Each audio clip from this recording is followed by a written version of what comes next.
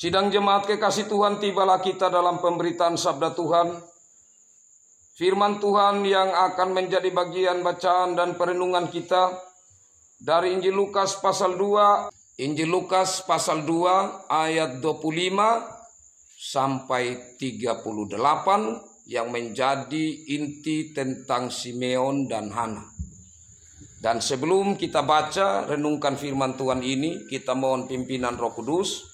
Saya mohon kesediaan Bapak kaum awam bawa kita dalam doa. Ada kata arah menduri kata payang Allah muri Allah nafpeam nahmani tangaran anam namrabi nukritu namuri talawi muri eki cuma rumah ubi hatu umajim ama kauti kebuang ama wotu halinya nangarau gerali ke makum muri di makunam dinu komprok nam dinu kom jata dal mutum yang malu mamani muri kompor kompor forma dina redok recala terahnya mur perang gerali ki juru win kana tu tab urjawa perere tu tab muri yang dan tanjawi win gomur dadam ki ambagunya win makre yang dia namadi li tangah hari dan kon madi ke majtira dak ngarung nia mahatu tu lapung agana yang karena perang telah minum kandok pudung tadi berhenti kamu wajib lemur penyambut punya dan tanah juga kan mau tom jadi bimui nahu naram telah minum nawai nam perlu ketomanya minum terakhir ya mau tahu kepinum untuk tuga hari kamu lapung tiga nerubrang nam gen namnya tak kompetab begini bolkom tabu begini dun terugi namu taan lapung angkru ki betomanya nah hukum kuya kekimu tornam jali lainnya ngar buku belum terakhirmu mamudunya lapung makrob punya nabini ya katulu kena mukumi dari kimailu ngar buku belum mang ini am toro hilang tengi rambunya ini tengaran anak namrabi itu nomor aduh kok kena jati timbang jati dia kok mak talawina amin Amin. Terima kasih Bapak kaum awam. Saya akan membacakan bagi kita sekalian bagian sabda Tuhan dari Injil Lukas pasal 2 ayat 25 sampai 38. Demikian bunyi sabda Tuhan. Adalah di Yerusalem seorang bernama Simeon. Ia seorang yang benar dan saleh yang menantikan penghiburan bagi Israel. Roh Kudus ada di atasnya dan kepadanya telah dinyatakan oleh Roh Kudus bahwa ia tidak akan mati sebelum ia melihat Mesias, yaitu dia yang diurapi Tuhan. Ia datang ke bait Allah oleh Roh Kudus. Ketika Yesus anak itu dibawa masuk oleh orang tuanya untuk melakukan kepadanya apa yang ditentukan hukum Taurat. Ia menyambut anak itu dan menatangnya sambil memuji Allah, katanya, "Sekarang Tuhan, biarkanlah hambamu ini pergi dalam damai sejahtera sesuai dengan firman-Mu. Sebab mataku telah melihat keselamatan yang daripadamu, yang telah Engkau sediakan di hadapan segala bangsa, yaitu terang yang menjadi penyataan bagi bangsa-bangsa lain dan menjadi kemuliaan bagi umat-Mu Israel." Dan bapa serta ibunya amat heran akan segala apa yang dikatakan tentang dia.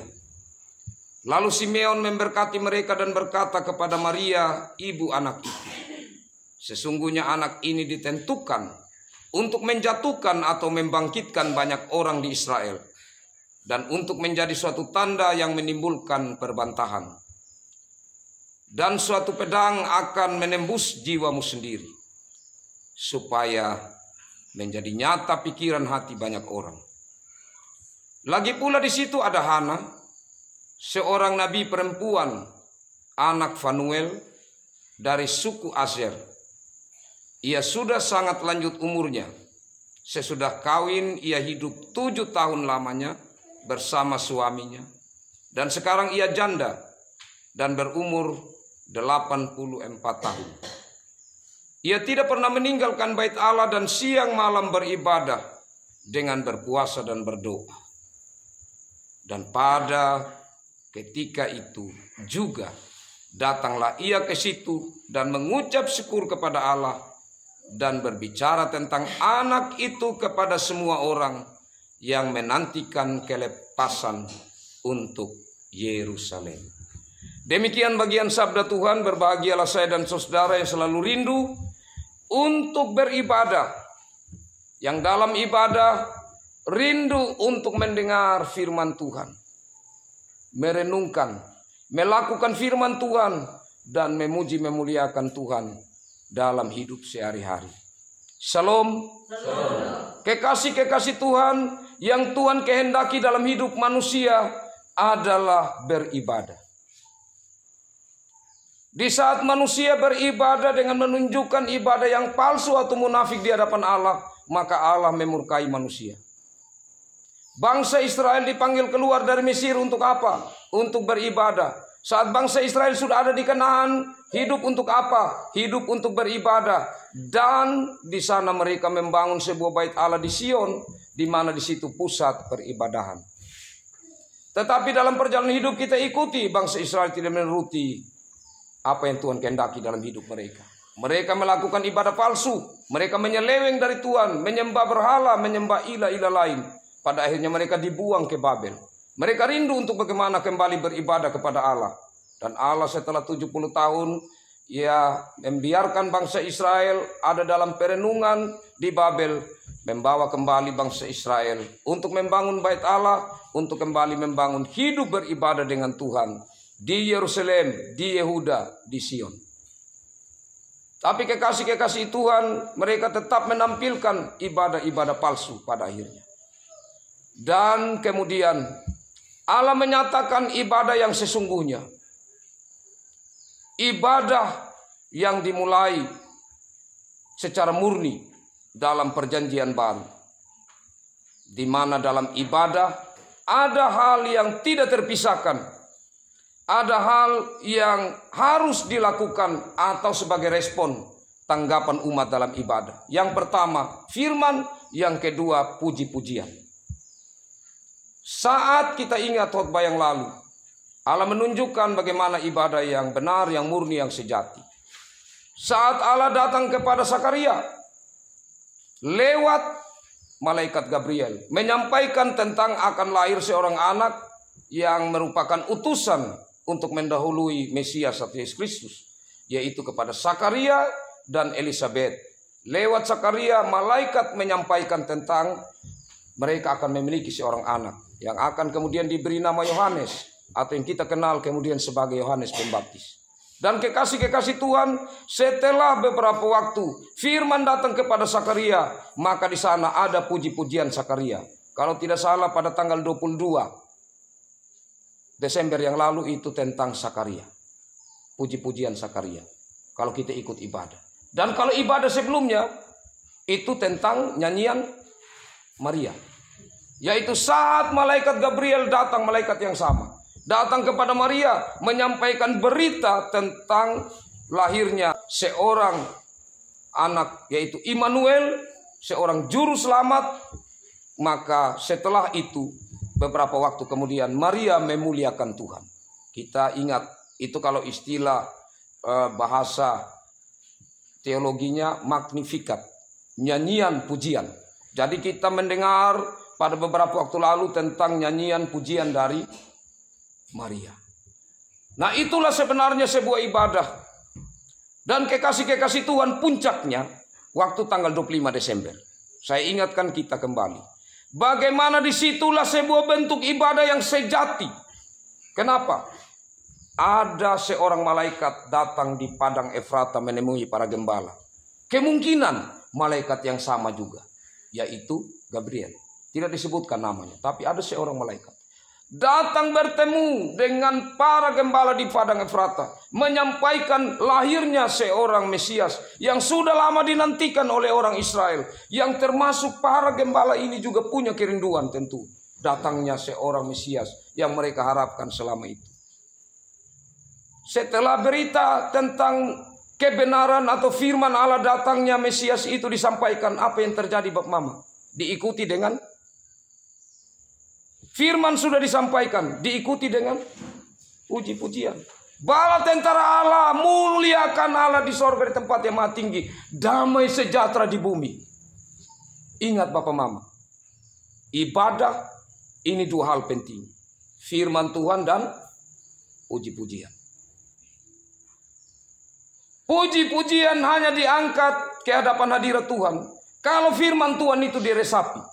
Maria meresapi firman Tuhan yang datang dalam dirinya, membuat ia memuji Tuhan. Zakaria meresapi firman Tuhan yang datang dalam dirinya, membuat ia memuji Tuhan. Ini ibadah yang benar Bapak Mama.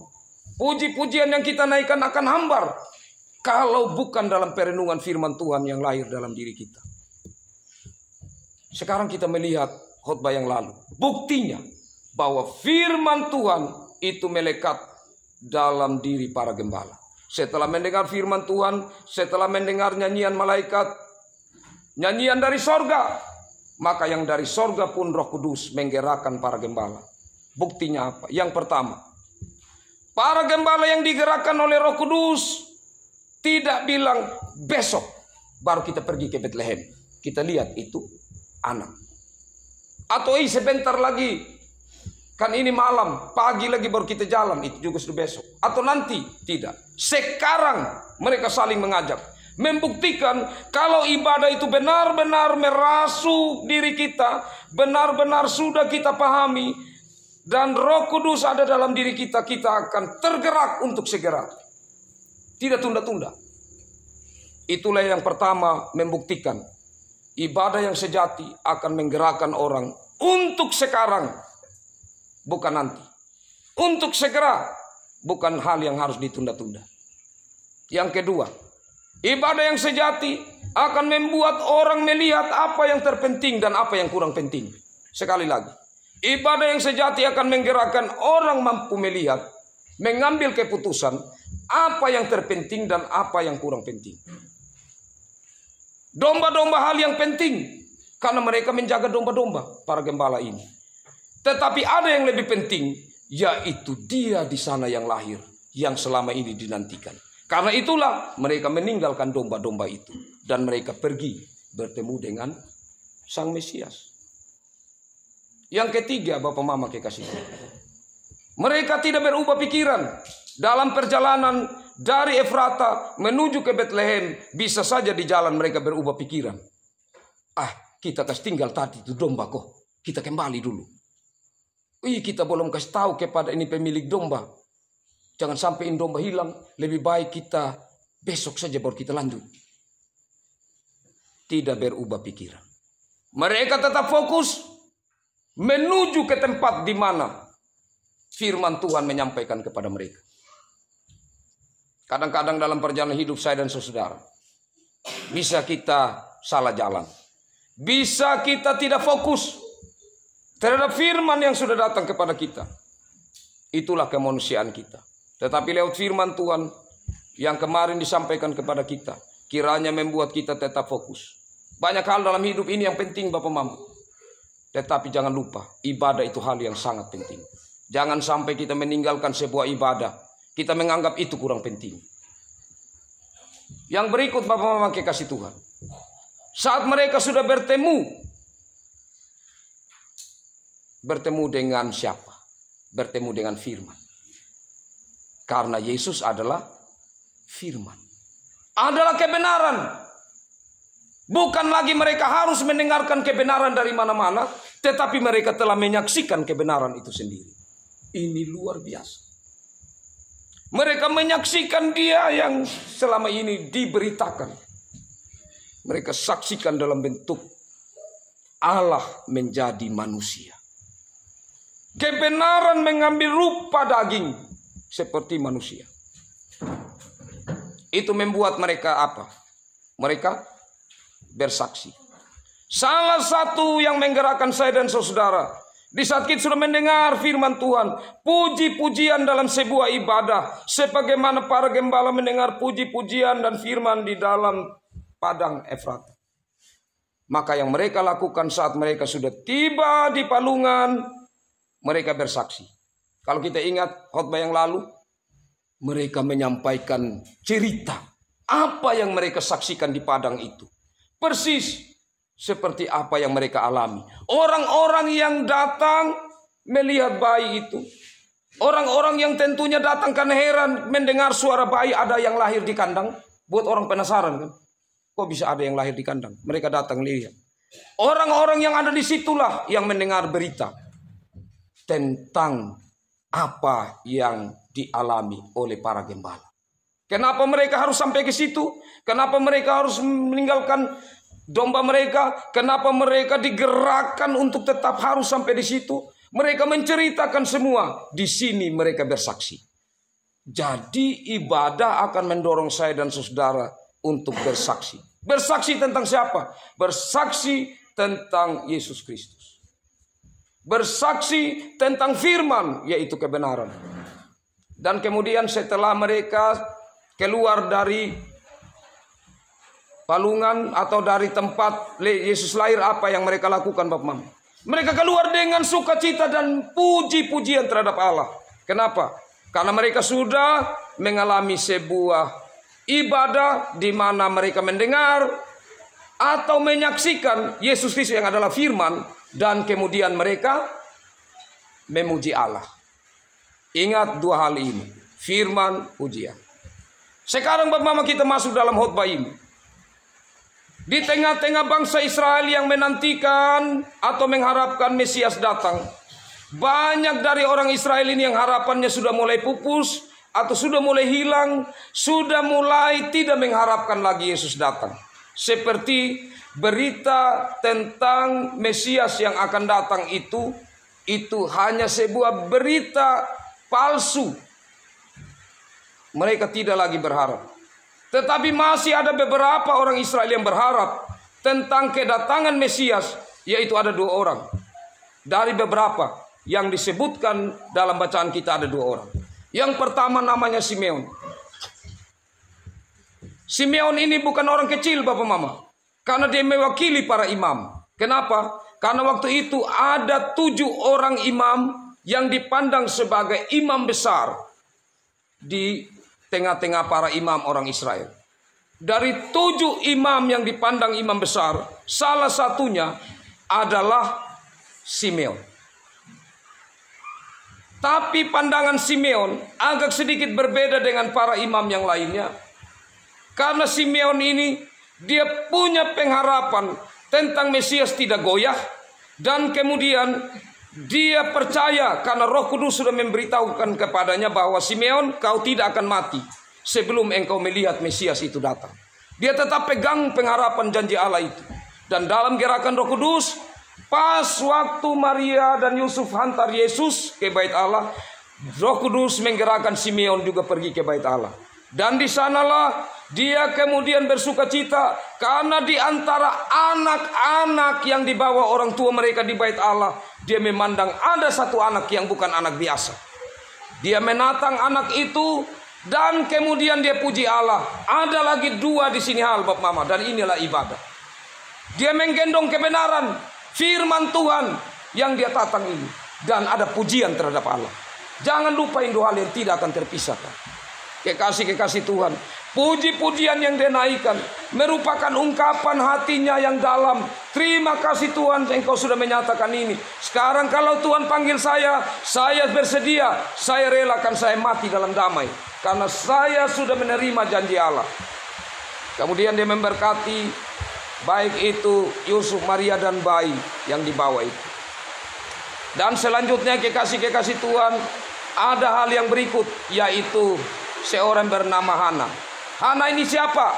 Hana ini nabiah atau nabi perempuan dari keturunan Aser. Ini bukan sembarang dicatat Bapak Mama, ada makna yang mendalam. Kenapa? Karena ini orang di luar suku Yehuda. Karena bangsa Israel terbagi 2. Ada Yehuda dan Samaria. Dan di sini Bapak Mama kekasih Tuhan, si Hana ini berasal dari suku Aser, dari luar Yehuda, dari 10 suku yang bagi bangsa Israel mereka yang sudah kawin campur dan tidak layak disebut orang Israel. Tapi di situ ada seorang nabi perempuan bernama Hana yang selalu menantikan tentang datangnya Mesias. Dia berdoa siang malam di dalam bait Allah. Bapak Mama, dalam bait Allah itu tidak ada tempat tidur untuk perempuan. Yang ada tempat imam laki-laki. Jadi bayangkan, dia ini tidak punya tempat tidur di sana. Dia seorang janda, sudah 84 tahun menjanda. Tapi secara serius dia terus menantikan datangnya seorang Mesias. Dan lewat dia Allah tunjukkan, dia melihat sendiri tentang Yesus yang dibawa, membawa sukacita besar dalam hidupnya. Dan kemudian kekasih-kekasih Tuhan, selanjutnya Hana ini melakukan apa? Dia bersaksi. Firman Tuhan tadi menyatakan dia bersaksi kepada orang banyak tentang Yesus ini adalah Mesias. Ingat, ibadah yang sejati akan membawa saya dan saudara memuliakan Allah dan bersaksi. Jangan lupa itu. Hana menunjukkan setelah Simeon memuliakan Allah, Hana yang hadir sebagai seorang nabi, dia kemudian menyatakan akan tanggung jawab seorang nabi, yaitu memberitakan tentang keselamatan.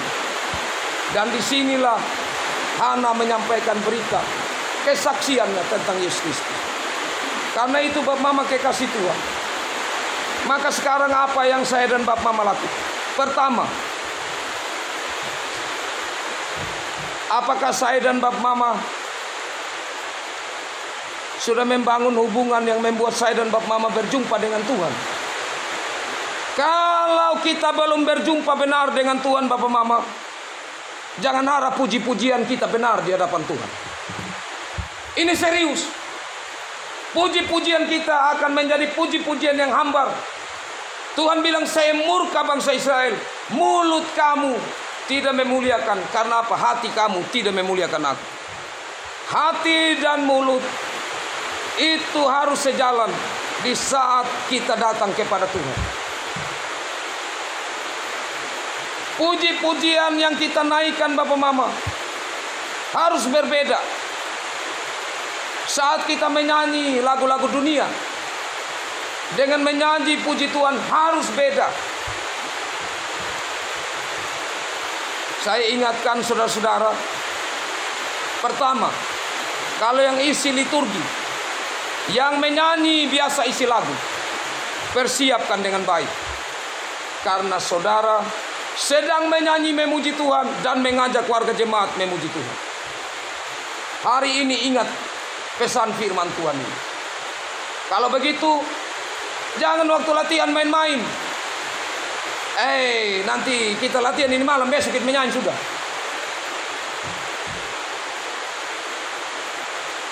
Itu tidak memberi persembahan yang serius. Kalau begitu, bisa jadi waktu saudara-saudara menyanyi, saudara-saudara ingin orang mendengar saudara punya suara yang merdu, bukan supaya Tuhan mendengar saudara punya nyanyian. Saya ulang-ulang Bapak Mama, kenapa saya takut? Bapak Mama lihat selama saya melayani di Hukum Adat, jarang sekali saya menyanyi. Jarang. Saya takut. Karena tidak jarang kalau saya menyanyi, itu saya ingin orang lain dengar saya punya suara yang merdu, bukan supaya Tuhan dengar saya punya suara. Itu yang saya takut Bapak. Karena seringkali saya terjebak di situ. Apalagi kalau orang sudah puji, Pak Pendeta bersuara bagus, saya jadi sombong. Bukan nama Tuhan yang dimuliakan, saya yang diangkat, berdosalah saya. Kenapa? Di hadapan Bapak Mama saya tinggi, Tuhan di bawah. Tidak boleh. Demikian juga dalam pemberitaan sabda Tuhan, Bapak Mama harus meresapi. Kalau saya pendeta menyampaikan tidak membawa Bapak Mama melekat dengan Tuhan, berdosalah saya. Kalau saya berkhotbah supaya Bapak Mama lihat, Bapak pendeta jago berkhotbah, berdosalah saya. Tapi kalau di saat saya menyampaikan firman, harapan kami pelayan supaya Bapak Mama berjumpa dengan Tuhan, yang pada akhirnya di saat Bapak Mama menaikkan pujian, betul-betul karena telah berjumpa dengan Tuhan. Di saat keluar dari gedung ibadah ini, telah digerakkan oleh Roh Kudus, telah mendengar firman dan memuji Tuhan untuk bersaksi di sana. Kesempatan sekarang kita merenungkan ibadah kita selama ini seperti apa Bapak Mama. Seriuskah? Kalau ibadah kita ini munafik, sama dengan bangsa Israel. Apa artinya? Bangsa Israel datang melayani Tuhan, para imam-imam melayani Tuhan, hati mereka tidak melayani. Itulah yang Yesus Kristus sering kecam para ahli Taurat dan orang Farisi. Kalau begitu Bapak Mama, mari kita serius untuk semakin dekat dengan Tuhan. Ingat, ibadah penting bukan saja untuk hidup ini, tapi untuk nanti atau hidup yang akan datang. Karena apa Bapak Mama? Karena inilah yang akan kekal. Saat saya dan Bapak Mama bertemu Tuhan di sorga, hanya kita mendengar firman, hanya ada puji-pujian. Dua hal ini yang kekal, tidak ada lain. Kalau begitu, hidup saya dan Bapak Mama harus melekat pada dua hal ini. Kiranya Roh Kudus Tuhan menolong saya dan Bapak Mama untuk kita memahami ini secara mendalam, sehingga hidup kita hanya hidup dalam kebenaran dan hidup senantiasa bergaul dengan Tuhan dan puji-pujian yang selalu ada kepadanya. Iblis punya banyak cara Bapak Mama. Saat kalau macam kita pesta, orang banyak datang bawa hewan, itu kita punya kesenangan, bisa bangganya manusia. Hati-hati. Siapa yang ciptakan ini hewan? Siapa yang ciptakan ini segala manusia yang datang kepada kita? Siapa yang berikan kasih dan sebagainya? Tuhan harus dimuliakan. Harus kita tetap tunduk di hadapan hadirat Tuhan. Kalau ini menjadi pegangan kita Bapak Mama, Tuhan senang. Karena ia selalu dimuliakan dalam hidup. Terpujilah namanya. Tuhan memberkati firman-Nya dan memberkati kita semua. Amin.